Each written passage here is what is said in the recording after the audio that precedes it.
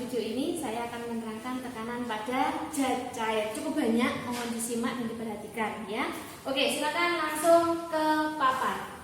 Tekanan pada zat cair. Saya sengaja tidak menurunkan rumusnya, saya langsung aja. Kalau tekanan zat padat rumusnya adalah P sama dengan F per A.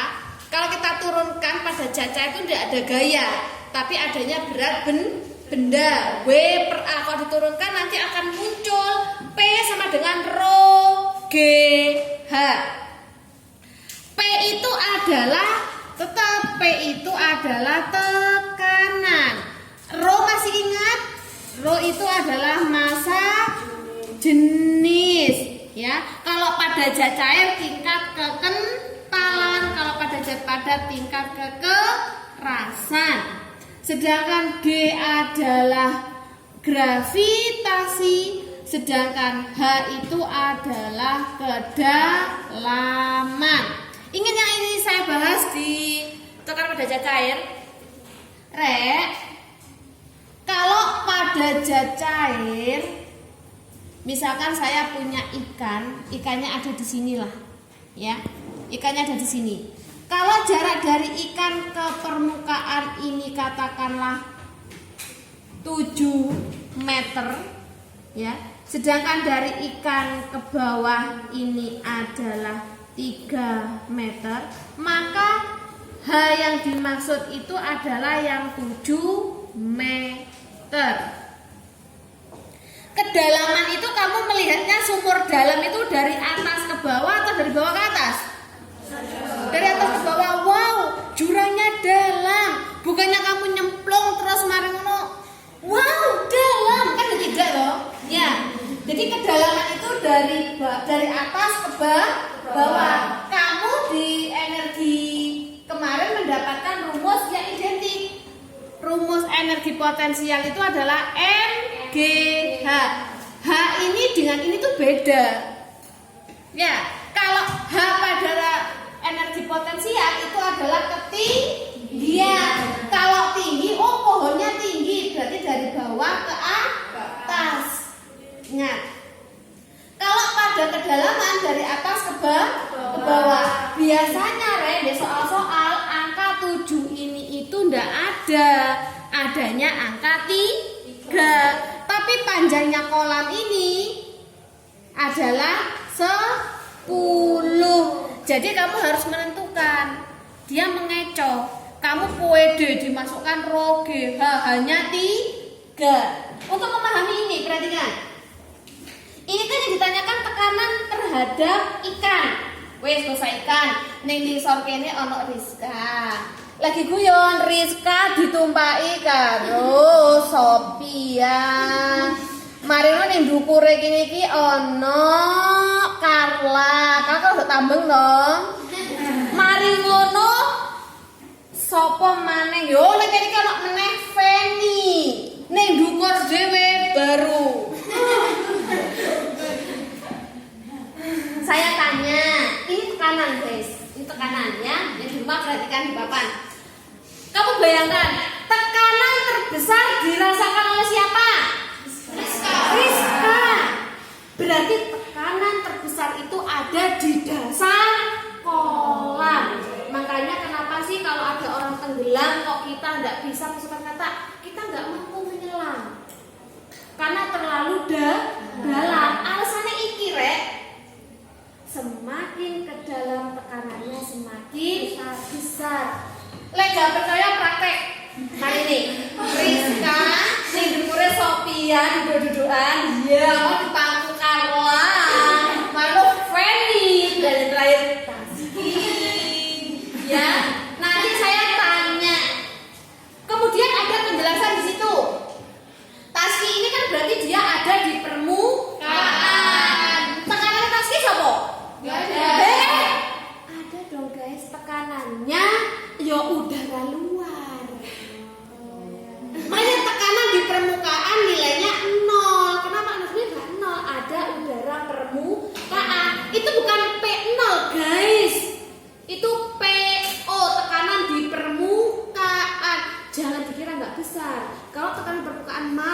bisa terjadi angin puting beliung. Angin kata iya sekarang. Coba kamu mancang sepeda kesel.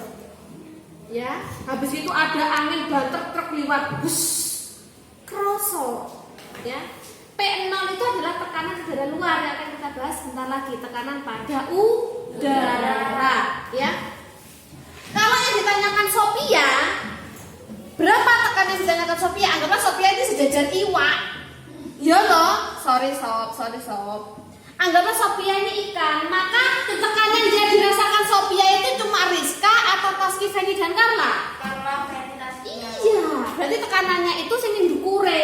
Iwak mengkene rek di sini, berarti yang menekan dia yang mana? Yang dukure, bukan yang di bawahnya. Ingat konsepnya ya. Tekanan jajar seperti itu, yang susah di situ. Sudah saya tekankan. Tekanan kedalaman itu dari atas menuju bawah. Yang menekan siapa? Ya yang di atasnya, bukan yang di bawahnya. Makanya tekanan terkecil itu ada di mana? Di atas permukaan. Tekanan terdalam ada di mana? Terbesar di bawah. Gampangannya iki. Masuk ning Pak sampean? masuk. Oke, cul. Gak percaya, praktekkan ntar lagi ya. Lanjut. Rek, ada yang namanya hukum Pascal. Ya. Hukum Pascal itu tekanan akan disebarkan ke segala arah sama besar. Perhatikan. Kalau di sini dengan gaya yang kecil, karena luas permukaannya kecil, berarti gayanya kecil. Akan diteruskan menuju ke yang besar. Di sini akan muncul P1 sama dengan P2 sehingga F1 per A1 sama dengan F2 per A2. Rumusnya ngene tok, tinggal masukkan dalam rumus. Aplikasinya adalah dongkrak hidrolik. Ketika mobilnya mogok mau ganti ban, ayahnya kan tinggal gini aja toh, engkrik. Mobilnya sudah terangkat. Dengan gaya yang kecil didapatkan gaya yang besar. Itu prinsipnya dari hukum Pascal. Tolong alat-alat yang dikerjakan prinsip hukum Pascal yang di rumah ya, dihafalkan juga, yang di sekolah juga dihafalkan ya. Oke, berikutnya bejana berhubungan. Nggak ada rumus di sini. Bejana berhubungan yang saya sudah berikan, catatkan, dipelajari. Bejana berhubungan itu yang penting di sini. Pada kedalaman yang sama di titik A, di sini titik B, titik C, dan titik D, meskipun dia ini lubangnya atau diameternya besar banget, sedang, kecil, sini miring. Pokoknya kedalamannya sama, dia akan memiliki permukaan yang sama dan dia akan memiliki permukaan yang sama dan tekanan di kedalaman yang sama itu juga sama. Tidak peduli gede, sedang, cilik, miring, pada kedalaman yang sama, maka tekanannya juga sama ya. Ini contoh paling sederhananya teko, yang di rumah-rumah minum teh pakai teko ya, pakai teko. Orang kaya kayak saya pakai teko, nggak pakai botol-botol kayak gitu tuh nggak kaya itu ya. Ya, pakai teko kan memang gini deh loh, Rek. Jadi itu prinsipnya adalah jika dia diisi dengan 2 cair atau lebih, diisi minyak dengan air, yuk nanti tingginya otomatis tidak sama. Dia harus diisi dengan satu jenis cair, nggak boleh lebih. Ustazah ada keterangan di situ pipa kapiler. Nggak usah mikir ado-ado. Kamu minum ini pakai sedotan. Sedotan itu berfungsi sebagai pipa kapiler. Lah disedot air di dalam gelas dengan air di dalam sedotan sama enggak? Enggak sama. Ya, itu prinsip bejana berhubungan tidak berlaku. Mbok miring-miring nih dikocok, digoncang-goncang. Prinsip ini juga tidak berlaku ya. Untuk bejana berhubungan hanya sekedar kamu hafalkan ya. Kalau ini ngitung, berikutnya pipa U, kamu ngitung. Oke, fokus ke gambar ya. Pipa U, pipa yang berbentuk huruf U. Awalnya pipa U ini saya isi dengan air. Gambarnya otomatis kaki kanan dan kaki kiri juga sama tingginya. Kalau misalkan ini saya campur dengan minyak, otomatis di sini saya tuangkan minyak, berarti di sini akan tinggi. Ini isinya minyak. Berarti air yang di sini akan terdesak ke sini loh. Akan naik di sini. Nah, airnya berarti di sini. Oke, gini aja tetap wes. Ya. Sudah sama atau tingginya? Oke. Seperti saya bilang tadi, pada kedalaman yang sama batas antara minyak dan air dengan di sini, pada kedalaman yang sama tekanan zat cair 1, ini adalah minyak, ini adalah air.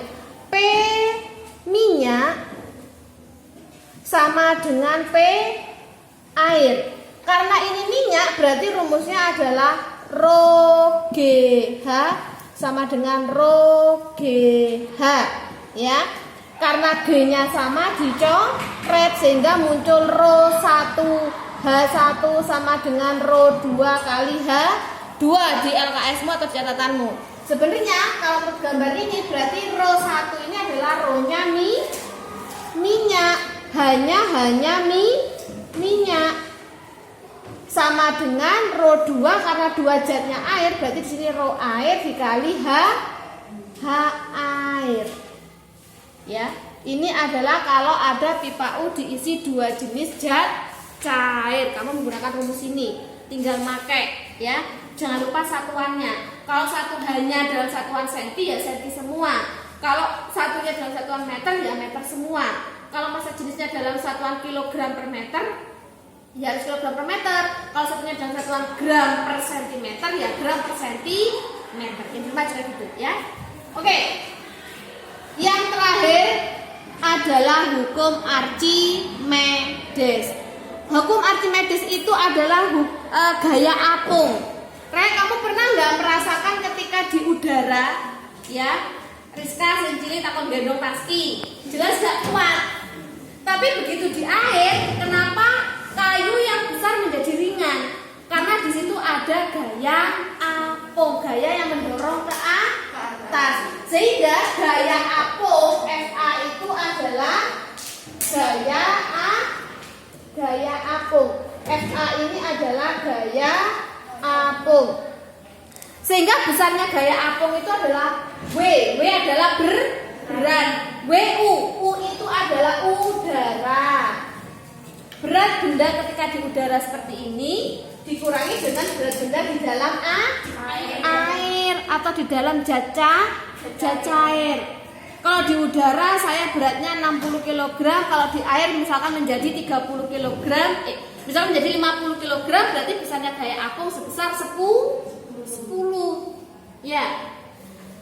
WU min WA saya lambangkan dengan WC. Ya. Berat zat cair di sini. WC itu adalah zat yang dipindahkan.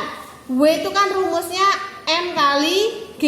M karena zat cair pakai Rho, V kali G. Sehingga rumus gaya apung yang kedua itu adalah Rho GV atau Fa sama dengan berat benda di udara dikurangi berat benda di dalam zat cair. Ya. Soal-soalnya menyusul. Berikutnya tentang Archimedes itu juga membahas tentang posisi zat pada posisi terapung, melayang dan juga tenggelam. Saya langsung aja sudah. Ini contohnya adalah gabus. Gabus di atas permukaan air. Ini adalah telur. Telur saya rendam di air asin, ya. Sedangkan ini adalah besi. Besi saya masukkan ke dalam air. Kita akan membahas tentang massa jenis. Massa jenis itu adalah Rho. Ada Rho benda gabus, ya. ada ro air, ada ro benda telur, ada ro air. Di sini juga ada ro benda, yaitu adalah besi. Saya nggak mau kamu hafalan di logika. Di sini juga ada ro air. Wes, Rek, kamu tahu gabus? Kamu tahu air? Ya. Saya tanya, gabus dan air massa jenisnya itu, kalau air kan tingkat kekentalan, kalau gabus kan tingkat kerapatan. Tapi kan kamu bisa membayangkan, gabus dengan air itu massa jenisnya kira-kira besaran siapa? Air. Berarti kalau besaran air ini gini loh. Ya. Oke. Kemudian kalau telur dengan air karena melayang berarti sama dengan, ya. Kemudian kalau besi dengan air lebih besar mana resikonya? Besi. Perhatikan. Artinya jika ada kasus suatu benda akan, saya punya benda kayak gini. Ada benda 1, rho-nya adalah 0,4. Benda 2, rho-nya adalah 0,9. Benda 3, rho-nya adalah 1,2. Benda 3, rho-nya adalah 2. Benda 5, rho-nya adalah 2,1. Oke, mundur. Perhatikan, saya punya benda dengan massa jenis seperti ini. Jika benda ini saya masukkan ke dalam zat cair, di mana zat cairnya punya massa jenis 1,2, apa yang akan terjadi kepada benda 1 sampai benda 5? Yuk, benda 1 karena kurang dari air, dia akan terapung, melayang atau tenggelam. Dia akan terapung, berarti ini terapung. Ya, paham? Kalau 0,9 dia posisinya terapung, melayang atau tenggelam? 0,9 kurang atau lebih besar? Kurang. Kalau kurang dari zat cair dia akan terapung apa tenggelam? Terapung. Kalau pada benda 3 nilainya ternyata sama, berarti dia akan melayang yang ini. Kemudian kalau pada benda 4 dia akan tenggelam. Pada benda 5 tenggelam. Benda ini kalau saya gambarkan, hati-hati loh ya. Benda-benda ini kalau saya gambarkan, maka ini adalah benda 1. Agak mendelep sedikit. Ini adalah benda 2. Ini adalah benda 3. Jangan dilihat besar kecilnya kotak ya. Yang dilihat adalah posisinya ya. Dan ini adalah benda 4 dan juga benda 5. Oke, yang di rumah, sekian video saya hari ini. Kita lanjutkan pada pembahasan berikutnya, yaitu adalah tekanan pada gas.